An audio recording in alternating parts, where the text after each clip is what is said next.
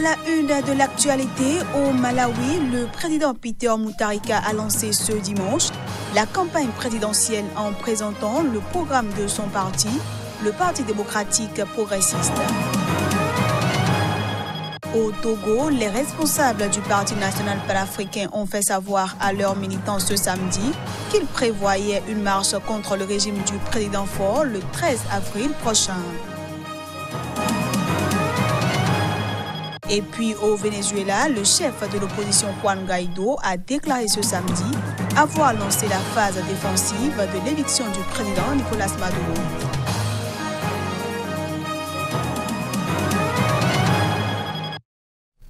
Merci de toujours préférer Sika TV pour vous informer. À toutes et à tous, bienvenue. Le Rwanda a commémoré ce dimanche le génocide de 1994.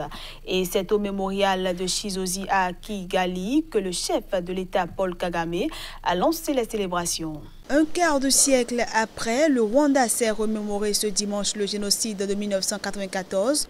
Au cours duquel au moins 800 000 personnes périrent en 100 jours, essentiellement parmi les Tutsis, un drame indicible qui a changé à jamais la face du pays. Le chef de l'État rwandais Paul Kagame a lancé les célébrations au mémorial de Gisozi à Kigali, où plus de 250 000 victimes du génocide sont enterrées. Il s'est d'abord incliné devant une gerbe de fleurs avant d'allumer une flamme du souvenir aux côtés du président de la Commission de l'Union africaine Moussa Faki et du président de la Commission européenne, Jean-Claude Juncker. Paul Kagame a ensuite prononcé son discours rituel lors d'une cérémonie au centre de convention de Kigali, emblème de la modernité de la capitale rwandaise et du renouveau du pays depuis 1994. Rwanda became a family once again. Le Rwanda est devenu une famille. Les bras des habitants se sont entrelacés pour devenir les piliers de notre nation. The pillars of our nation.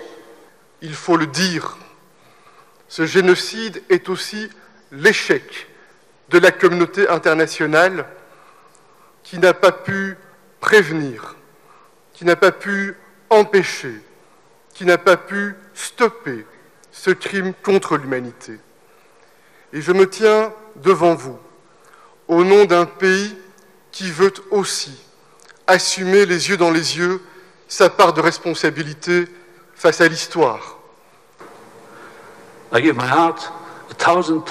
J'envoie mes pensées 1000 fois aux survivants et à leurs enfants, à ceux qui ont dû aller de l'avant et reconstruire leur vie en traversant une telle douleur et toujours avec ces images encore dans leur mémoire. La journée de ce dimanche ouvre une semaine d'activités consacrées à la mémoire du génocide et un deuil de 100 jours, une période de commémoration toujours très douloureuse pour les survivants et leurs familles. Au Malawi, le président Peter Mutharika a donné ce dimanche le coup d'envoi de la campagne présidentielle. C'était devant plus de 5000 personnes à Lilongwe. En présentant le programme de son parti, le Parti démocratique progressiste, devant plus de 5000 personnes à Lilongwe, le président du Malawi, Peter Mutharika, qui brigue un deuxième et dernier mandat le 21 mai prochain, a donné ce dimanche le coup d'envoi de la campagne présidentielle. Devant la foule en liesse, il a assuré être prêt à emmener le Malawi plus loin de la pauvreté jusqu'à la prospérité. Je veux assurer aux Malawites que nous ferons plus que jamais davantage dans les 5 prochaines années que nous avons fait dans les 5 précédentes. Nous sommes prêts à renouveler notre combat contre la faim, notre guerre contre le chômage chez les jeunes, la guerre contre les maladies, l'ignorance et la corruption. Quel que soit le gouvernement au pouvoir après l'élection, il devrait faire des choses pour les Malawites, la création d'emplois en particulier. Soutenu par l'ex-présidente Joyce Banda, qui a renoncé à se présenter à la présidentielle, Peter Mutharika a appelé l'opposition à se joindre à lui pour construire ensemble parce que, a-t-il dit, elle ne présente aucune idée nouvelle. Au pouvoir depuis 2014, Peter Mutharika affrontera 3 autres candidats, dont le vice-président Solos Chilima. Les deux autres candidats sont Lazarus Chakwera, chef du principal parti d'opposition, le Parti du Congrès du Malawi, et le ministre de la Santé, Atupele Muluzi, qui a lui aussi lancé sa campagne ce dimanche. Aux Comores, les dirigeants de l'opposition qui refusent de reconnaître la réélection le mois dernier du président Azali Assoumani pourraient être bientôt poursuivis par la justice pour atteinte à la sûreté de l'État. L'annonce a été faite par un haut magistrat de la Cour de sûreté de l'État. Le reportage pour plus de précision. L'appel à la résistance des 12 adversaires du président comorien Azali Assoumani, alors candidat, pourrait virer au cauchemar pour les leaders de l'opposition. En croire la justice comorienne, l'initiative entreprise par les concernés cache bien de vils projets. Les premiers éléments de l'enquête ont fait découvrir un grand plan conçu minutieusement en 3 étapes pour la déstabilisation du pays. Il a débuté par le double communiqué public fait par le colonel Swali Mohamed, alias Campagnard, appelant l'armée à se rebeller, et ensuite publiant les 9 membres de ce qu'il appelle CNT, Conseil national de transition. Il a ensuite rendu public une liste de personnalités à éliminer, parmi lesquelles le président Azali Assoumani. Des faits dignes d'un putsch s'offusque le substitut du commissaire pour qui force restera la loi. Des sanctions exemplaires seront infligées sans ménagement aux contrevenants, a-t-il martelé. À l'heure où nous vous parlons, 9 personnes sont en garde à vue et seront déférées incessamment au commissariat du gouvernement pour qu'une information soit ouverte et qu'elle soit présentée devant un juge d'instruction.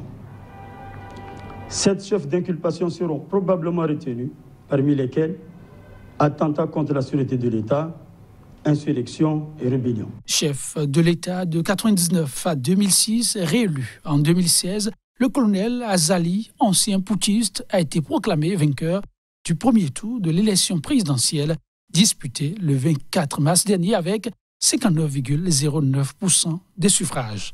L'opposition et de nombreux observateurs ont dénoncé en son temps de fraude massive lors du scrutin.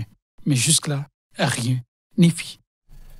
Je le disais en titre, au Togo, les responsables du Parti national panafricain PNP ont rencontré leurs militants à Lomé le week-end écoulé. Dirigé par Tikpi Achadam, encore en exil, ce parti de l'opposition prévoit une marche contre le régime du président Faure Gnassingbé le 13 avril prochain dans la capitale togolaise et dans 10 autres villes à l'intérieur du pays. C'est le principal message laissé aux militants de cette formation politique lors de cette rencontre.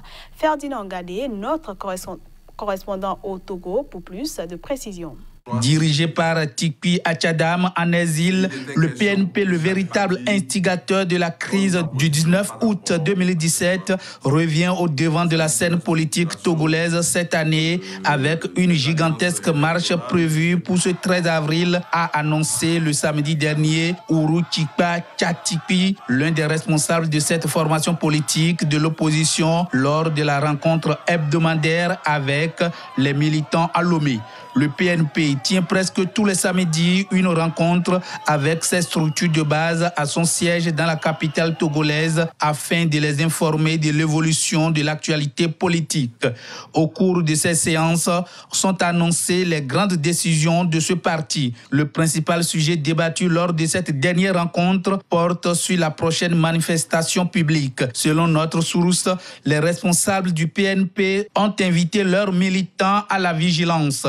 Avant d'ajouter ceci, chaque fois que nous avons une manifestation, vous savez ce qui se passe les veilles. Nous invitons tout le monde à rester vigilant ces derniers jours. Il faut regagner vite la maison, ont laissé entendre les responsables de ce parti. En attendant la décision du ministère de l'administration territoriale, les chefs traditionnels de Kloto, une préfecture de la ville de Palimé, située à 120 km environ au nord de Lomé, ont interdit toute manifestation à caractère politique sur leur périmètre administratif afin de prévenir les actes de vandalisme. Signalons que le PNP décide de mener seul ces manifestations après avoir tourné dos à la coalition de la C14 déchirée par des querelles interne.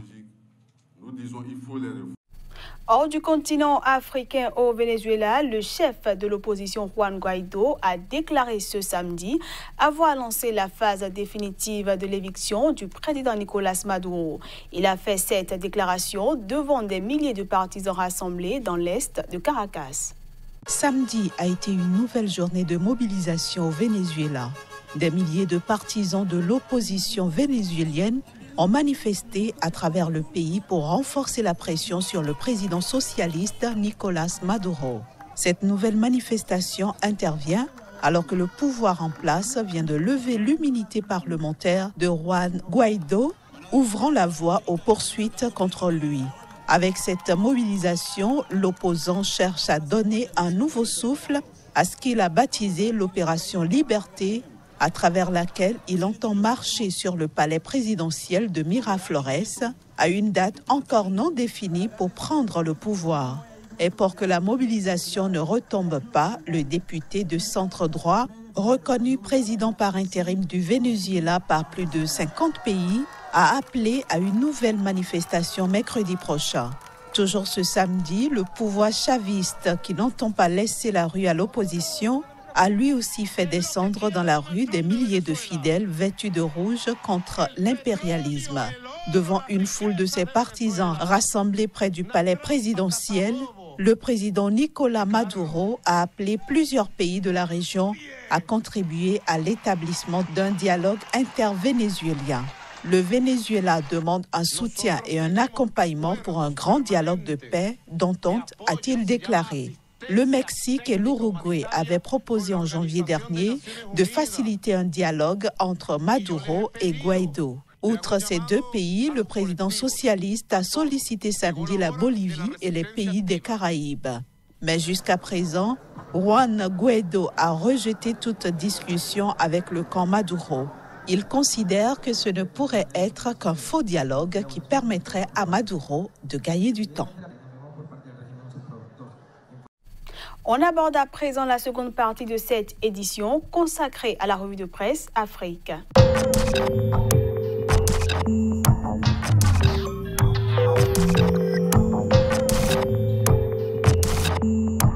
Ravi de vous retrouver en ce début de semaine. Bienvenue à toutes et à tous. La revue de presse Afrique de ce lundi nous emmènera au Burkina Faso, au Cameroun, en Côte d'Ivoire et au Sénégal. Et parlant justement de l'actualité au Sénégal, elle porte essentiellement sur le nouveau gouvernement de Macky Sall. Ainsi, Le Soleil nous annonce qu'il est composé de 32 ministres et 3 secrétaires d'État. Une information relayée par Vox Populi qui écrit en manchette « Vaste changement de l'attelage gouvernemental, une purge pour faire du neuf ». Direction le Burkina Faso où Sidouaya nous annonce la construction d'un centre de radiothérapie dans 14 mois dans le cadre de la lutte contre le cancer. Procès du putsch, on reste avec Sidouaya qui nous fait également savoir que la défense demande d'écarter les vidéos et audios. Coopération sino-burkinabé, la Chine et la ville de Koudougou rendent hommage aux 9 Chinois décédés, informe en première page Le Quotidien.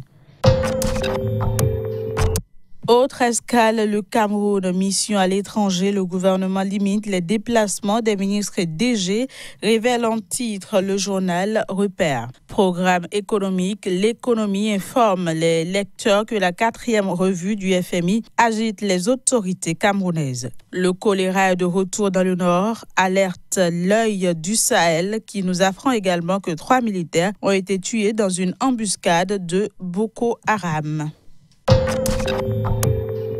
Dernière destination du jour, la Côte d'Ivoire où Fraternité Matin nous donne la liste des membres du conseil politique du RHDP. Élection 2020, le FPI abandonne la logique de boycott et pense sa stratégie de reconquête du pouvoir, nous apprend le sursaut. Et parlons toujours du scrutin, Ouattara entretient toujours le suspense sur un 3e potentiel mandat, écrit en titre le sursaut. Voilà, ce sera tout pour la revue de presse Afrique de ce 8 avril 2019. Merci de l'avoir suivi. Au revoir. Merci également à vous, Génial Afouda. Et voilà, mesdames, messieurs, ce sera tout pour cette édition que je vous remercie d'avoir suivi.